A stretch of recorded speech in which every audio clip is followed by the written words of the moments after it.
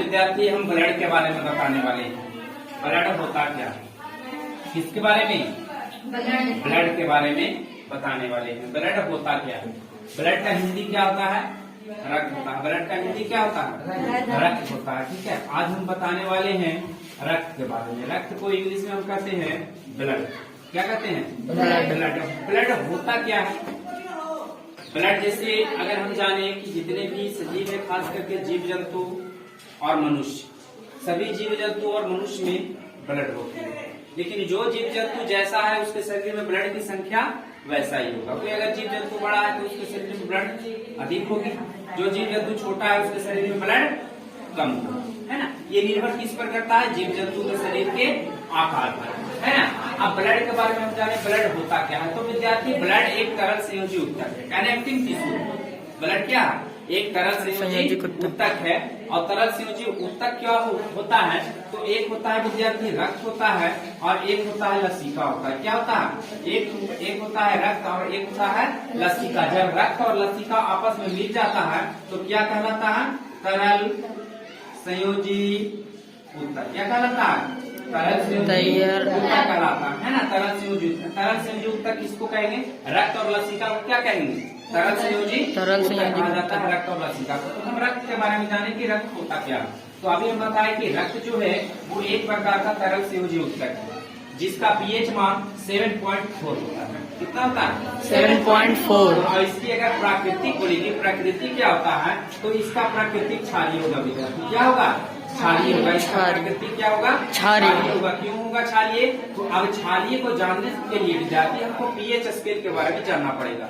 PH scale होता क्या है? तो पीएच स्केल का जो खोज है वो सोरेंस नामक वैज्ञानिक ने किया। कौन किया था? सोरेंस नामक वैज्ञानिक ने किया था 1909 ईस्वी में। 1909 ईस्वी में पीएच स्केल का खोज किसने किया था? सोरेंस नामक वैज्ञानिक ने पीएच स्केल का खोज किया था। उन्होंने बताया कि पीएच स्केल वह होता है जो किसी जलीय विलयन में जो अम्ल और क्षारीय की गुणवत्ता को पहचान करता है उसी को क्या कहते हैं? PH scale. तो पीएच स्केल जो होता है 0 से लेके 14 तक। न्यूट्रल जो होता है वो 7 होगा। 7 से कम अगर होगा ना विद्यार्थी, 7 से कम 6, 5, 4, 3, 2, 1 होगा तो ये अम्लीय होता है, एसिड को प्रदर्शित करता है। क्या करता है? एसिड को प्रदर्शित। 7 से जितना भी कम रहेगा अम्लीय होगा, 7 से अधिक होगा क्या होगा? क्षारीय। अब एक बात बताओ विद्यार्थी की ब्लड पूछ रहा है तो ब्लड का पीएच मान जो होता है वो 7.4 होता है। ब्लड का पीएच मान क्या होता है? 7.4 होता है। अब एक बात बताओ कि 7.4 जब होता है, 7.4 जब होता है तो बताओ 7 से अधिक है या नहीं है? 7 से अधिक है या नहीं है ना? 7 से अधिक है। जब 7 से अधिक होगा तो क्या होगा? इसकी प्राकृतिक क्षारीय होगा। चलो ठीक है। अब इसमें विद्यार्थी होता क्या कि ब्लड में हीमोग्लोबिन नामक वर्णक प्रोटीन पाए जाने के कारण, ब्लड में हीमोग्लोबिन नामक वर्णक प्रोटीन पाए जाने के कारण इसका रंग जो होता है कैसा होता है? लाल होता है। इसका कैसा रंग होता है? लाल होता है। लेकिन अगर पूछ लेगा विद्यार्थी की ब्लड रक्त जो है वो कितने घटक होते? रक्त के कितने घटक होते हैं? तो घटक पूछेगा तो 2 घटक होते हैं। एक होता है विद्यार्थी तरल भाग, एक क्या होता है? एक होता है तरल भाग। और तरल भाग को कहते हैं हम लोग प्लाज्मा। क्या कहते हैं? प्लाज्मा या प्लाविका। प्लाज्मा या प्लाविका कहा जाता है तरल भाग को। दूसरा जो ठोस भाग होता है विद्यार्थी, क्या? ठोस भाग, है ना। और ठोस भाग में 3 चीज आता है। एक को बोलते हैं आरबीसी, एक को बोलते हैं डब्ल्यूबीसी और एक होता है विद्यार्थी प्लेटलेट्स, है ना। प्लेटलेट्स एक होता है आरबीसी, एक होता है डब्ल्यूबीसी, एक होता है प्लेटलेट्स। लेकिन विद्यार्थी ये तो घटक हो गया, घटक हुआ 2। लेकिन अगर पूछ लेगा कि ब्लड हमारे शरीर में कितने प्रकार के रक्त वाहिनियां होती है तो रक्त वाहिनियां 3। रक्त वाहिनियां 3 कौन कौन? एक आरबीसी, एक डब्ल्यूबीसी और एक प्लेटलेट्स। एक आरबीसी, एक डब्ल्यूबीसी, एक प्लेटलेट्स। ये 3 प्रकार के रक्त वाहिनियां। लेकिन अगर घटक पूछ दे कि हमारे शरीर में घटक कितने होते हैं तो 2 घटक, एक तरल भाग और सेकेंड ठोस भाग। ठीक है। अभी हम बताए बच्चा, अभी हम बताए कि रक्त के 2 भाग होते हैं। रक्त के 2 घटक होते हैं। कितने घटक? 2 घटक। एक होता है तरल भाग। क्या होता है? तरल भाग होता है उसको प्लाज्मा या क्या कहते हैं? प्लाविका कहते हैं। और एक ठोस भाग होता है जिसे आरबीसी, डब्ल्यूबीसी और प्लेटलेट्स का नाम से जाना जाता है। लेकिन ये सब का काम क्या, ये सब जैसे प्लाज्मा या प्लाविका होता क्या है ना। तो प्लाज्मा जो होता है हल्के पीले रंग का चिपचिपा द्रव्य होता है। क्या होता है? हल्के पीले रंग का चिपचिपा द्रव्य होता है, जो शरीर में पूरे आयतन के हिसाब से, शरीर में पूरे आयतन के हिसाब से प्लाज्मा जो होता है वो 55% होता है। कितना होता है? 55%। जैसे किसी के पास बाबू अपने आप में तो 100% होता है। जब एक बार तो रक्त में प्लाज्मा 55% होगा तो शरीर में रक्त कितना होगा? 45 नहीं, 45 होगा। जब 55% प्लाज्मा है तो 45% क्या होगा? रक्त होगा। नहीं, तो कहता है कि प्लाज्मा जो होता है, प्लाज्मा या प्लाविका एक हल्के पीले रंग का चिपचिपा द्रव्य होता है जो शरीर में पूरे आयतन के हिसाब से 55% होता है। कौन?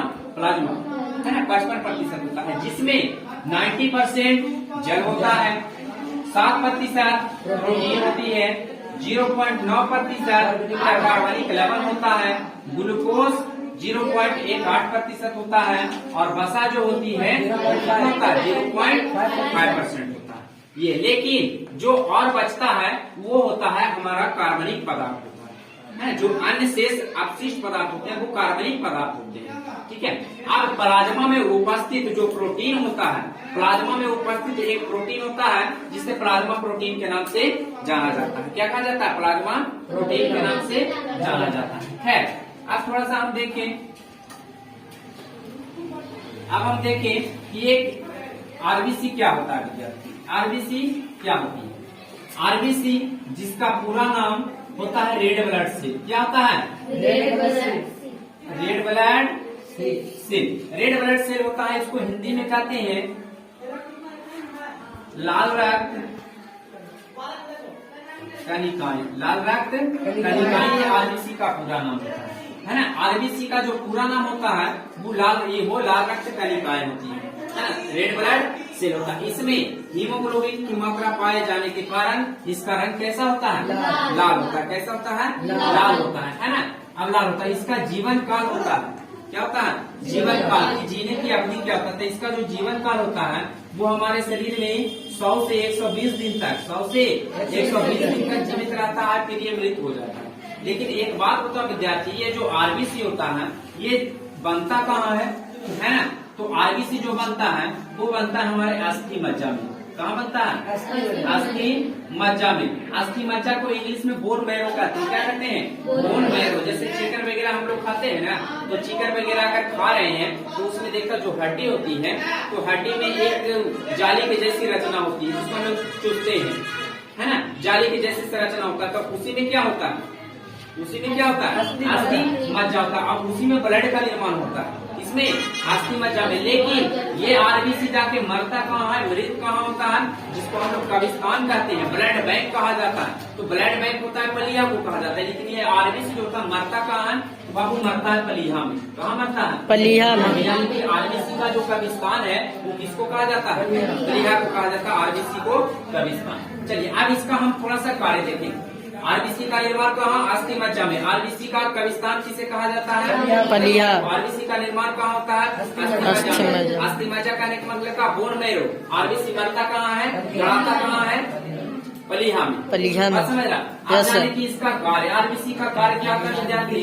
तो ये आरबीसी का कार्य होता है कि हमारे शरीर के ताप को नियंत्रण करना, शरीर में टेम्परेचर को क्या करता है? कंट्रोल करता है। कौन? आरबीसी। दूसरा जो कार्य है वो कहता है ऑक्सीजन और कार्बन डाइऑक्साइड को परिवहन करता है। क्या करता है? ऑक्सीजन को ग्रहण करेगा, कार्बन डाइऑक्साइड को निकाल देगा। बेटा चले जाओ बाहर, तुम्हारा काम नहीं है बेटा। अब जैसे देखता होगा ना कि अगर एक आ गई ना, एक आ गया तो दूसरा को निकालना ही निकालना। जैसे ऐसे प्रैक्टिकली देखता होगा कि अगर कोई मतलब लड़का लड़की है आपस में मतलब कि प्रेम कर रहे हैं, अगर उससे भी खूबसूरत है बेटा तुम चले जाओ, अब तुम्हारा जरूरी नहीं दूसरा कोई आ गई।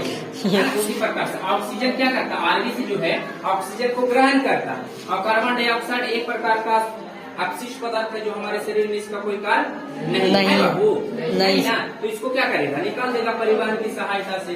ठीक है। तो ये आरबीसी जो कार्य है ऑक्सीजन और कार्बन डाइऑक्साइड को परिवहन करता है। ऑक्सीजन और कार्बन डाइऑक्साइड का परिवहन करता है। डब्ल्यूबीसी जाने विद्यार्थी, डब्ल्यूबीसी होता क्या? चलो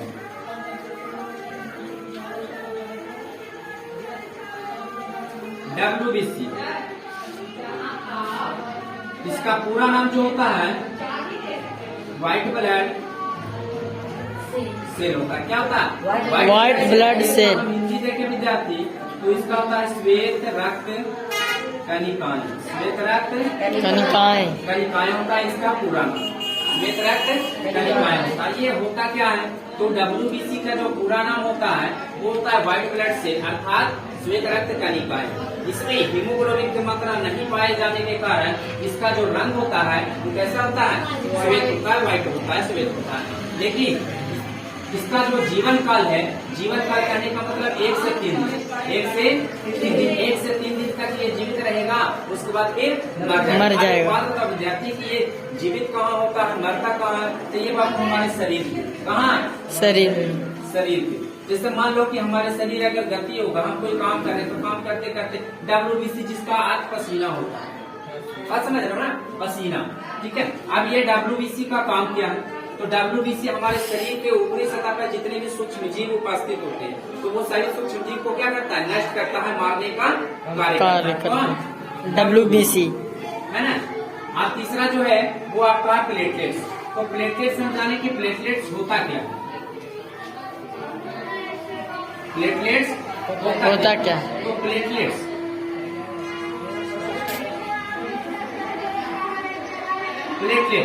इसे हम लोग रक्त बिंबाणु भी कहते हैं। क्या कहते हैं? रक्त बिंबाणु या क्रोमोसाइट के नाम से जाना जाता है। प्लेटलेट्स के बारे में, प्लेटलेट्स होता क्या?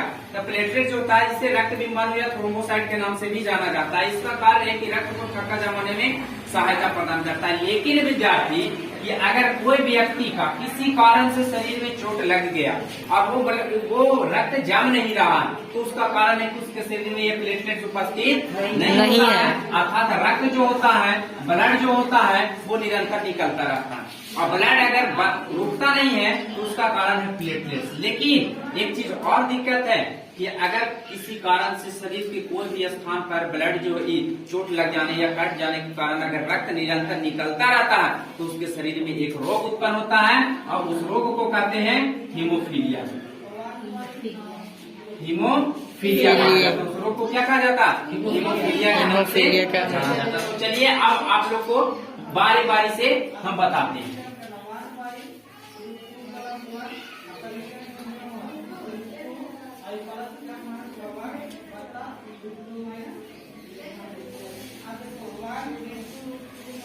हम बता रहे थे रक्त के बारे में कि रक्त होता क्या है। अब स्टार्ट करते हैं हम लिखना। इसको इंग्लिश में क्या बोलते हैं विद्यार्थी? ब्लड कहा जाता है। ब्लड अभी बताएं कि ब्लड होता क्या है। तो रक्त जो होता है यह एक तरल संयोजी होता है। क्या होता है? यह एक तरल संयोजी होता है।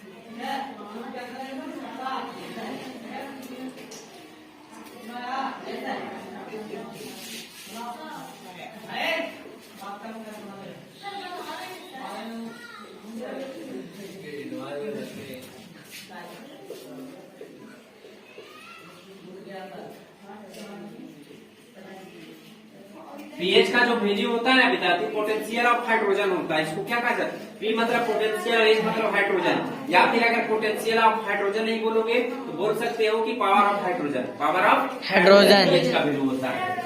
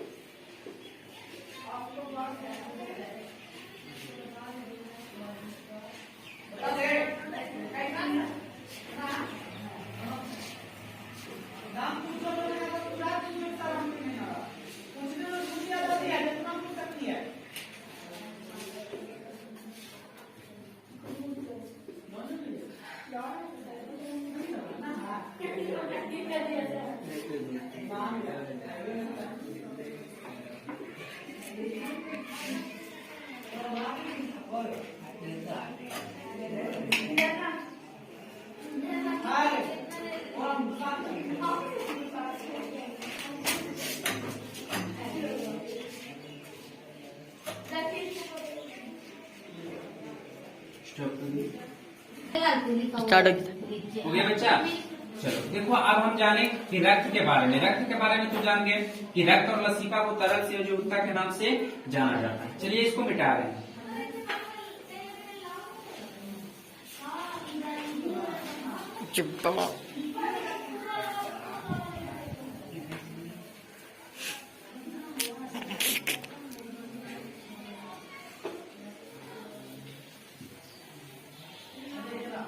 चलिए विद्यार्थी आप देखिए रक्त के बारे में कि रक्त के आपने बताया रक्त के कितने घटक होते हैं।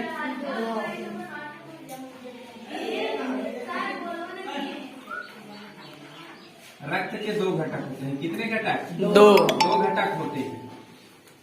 रक्त के कितने घटक? 2 घटक होते हैं, जिसमें पहला है तरल भाग, और तरल भाग को हम लोग कहते हैं विद्यार्थी प्लाज्मा या प्लाविका। प्लाज्मा या प्लाविका। अब हम जाने प्लाज्मा या प्लाविका होता क्या है, तो चलिए इसके बारे में जानते हैं। प्लाज्मा या प्लाविका पहला है तरल भाग, जिसको प्लाज्मा या प्लाविका कहा जाता है। ये होता क्या है, तो ये होता है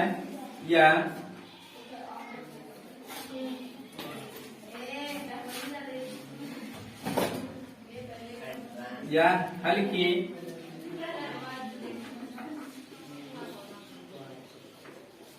पीले रंग का चिपचिपा